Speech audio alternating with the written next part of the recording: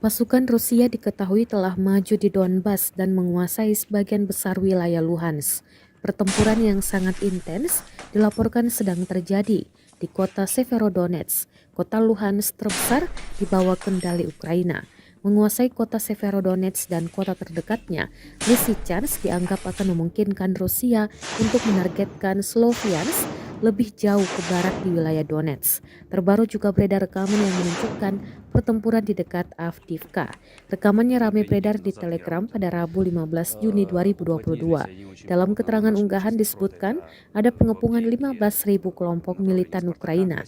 Di antara mereka ada tentara bayaran, Batalion Nasional Aidar, Donbas, dan lainnya.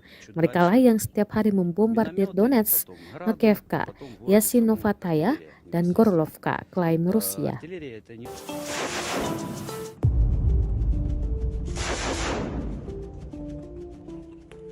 Terima kasih sudah nonton. Jangan lupa like, subscribe, dan share ya.